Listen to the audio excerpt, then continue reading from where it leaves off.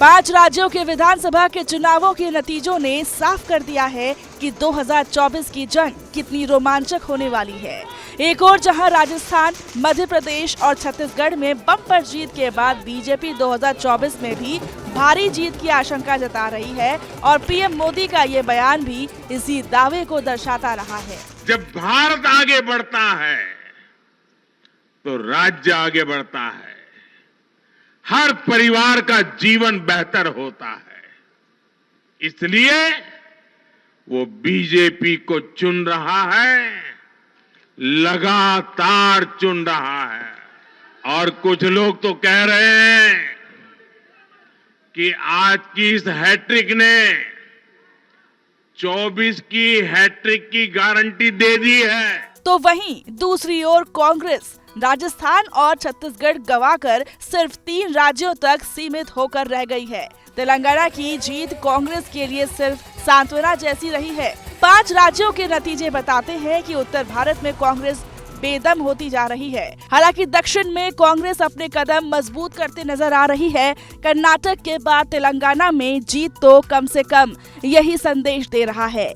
यानी यूं कहें कि दक्षिण में हाथ मजबूत होता नजर आ रहा है और उत्तर में कमल की कमल खिलते जा रहे हैं, जो 2024 की जंग के लिए काफी अहम होने वाला है। अब जरा आंकड़ों पर नजर डालते हैं कि उत्तर दक्षिण की राजनीति से कांग्रेस और बीजेपी की स्थिति 2024 में कितनी मजबूत रहने वाली है। सबसे पहले बात बीजेपी की। 5 राज्यों के नतीजों के बाद देश के कुल 28 राज्यों और 2 केंद्र शासित प्रदेशों में से 16 में अब बीजेपी प्लस सरकार होगी।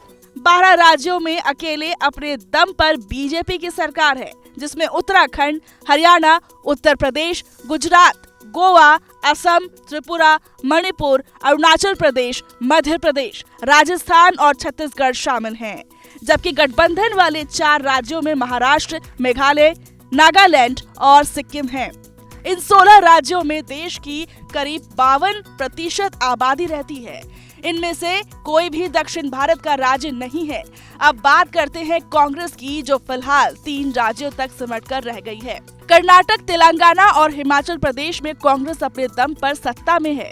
इसके अलावा कांग्रेस 3 राज्यों झारखंड, बिहार, तमिलनाडु की सरकार में गठबंधन का हिस्सा है, यानी कि 6 राज्यों में कांग्रेस प्लस सरकार में है। यही नहीं, उत्तर और दक्षिण की सियासी रेखा पर नजर डालें तो उत्तर भारत के 6 राज्य और 2 केंद्र शासित राज्यों में 150 लोकसभा सीट हैं, जिनमें से 118 लोकसभा सीट पर बीजेपी का कब्जा है, जबकि 9 लोकसभा सीट पर कांग्रेस के सांसद हैं। वहीं दक्षिण भारत की बात करें तो 6 राज्यों में 130 लोकसभा सीटें हैं, जिसमें से बीजेपी के पास फिलहाल 29 सीटें हैं और कांग्रेस के कुल 27 सीट हैं।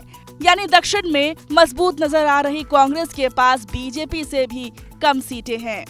ऐसे में तेलंगाना में जीत के साथ दक्षिण में मजबूत हो रही कांग्रेस के दावों को ये आंकड़े चुनौती देते नजर आ रहे हैं और राजस्थान और छत्तीसगढ़ गंवाने के बाद तो अब सहयोगी दल भी 2024 की जंग में कांग्रेस के लिए नई चुनौती खड़ी करने वाले हैं। और ये चुनौती कितनी बड़ी होगी, ये तो 6 दिसंबर को होने वाले विपक्षी गठबंधन इंडिया की बैठक के बाद साफ नजर भी आने लगेगा।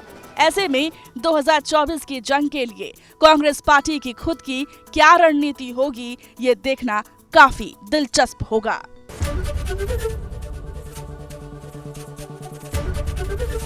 एबीपी गंगा, खबर आपकी, जुबान आपकी।